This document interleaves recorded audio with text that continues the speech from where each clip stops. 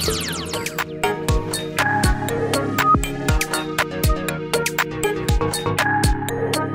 I'm Jeff Baumgartner with Light Reading Cable. I'm pleased to be joined by John Civiletto with Cox.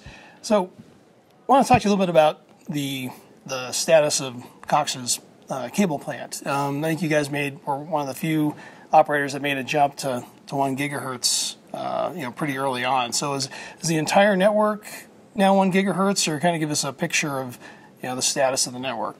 You bet. So Cox did make an investment over 5 years ago to start the process to rebuild our network. And through the course of that process, we rebuilt about 80% of our network to 1 gigahertz. The rest was already 860, and so we didn't rebuild that.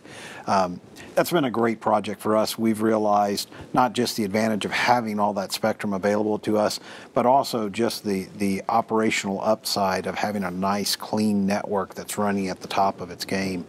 So it's really been a great project for us. Okay. And a lot of, when you start talking about spectrum that's above 750, above 860, are you already utilizing, that spectrum for services, and which ones? We are today.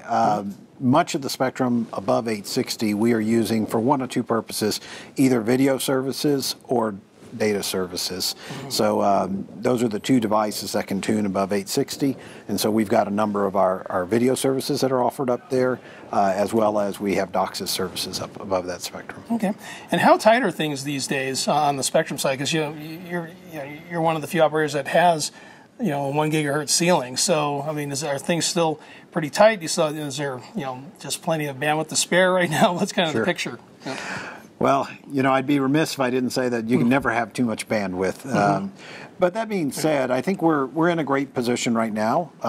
We're using much of our spectrum, but that being said, we still have some headroom for growth available to us right now. So I think we're in a comfortable position. I think going forward, we'll continue to do things to optimize the network, but I'm really happy with where we're at today. Okay. And as far as splits, home to node splits, what's kind of the rule, or where are you guys right now? Like 500? What's the number? So today, on average, it's a broad number across the company, but 500 homes is approximately where we're at. I think for us strategically, driving fiber closer to our customers is always going to be one of our goals. And so when we talk about driving those nodes deeper into the architecture, extending fiber closer to the consumer, that for us strategically is just a great plan. And so we'll continue to drive the node splits down, get to smaller serving groups, and drive more capacity to the consumers. Now, how many more splits do you think can you do, now that you're around 500?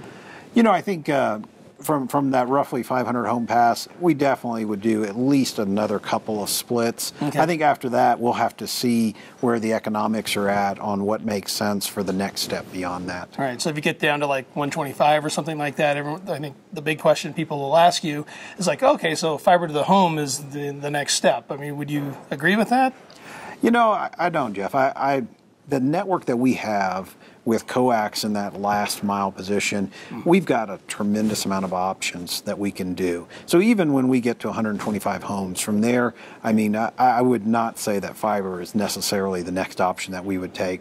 I think we will have a bunch of options available to us using that last piece of coax to deliver a tremendous amount of services. All right. Well, John, thanks a lot for your time. I really appreciate it. Absolutely. Thank you.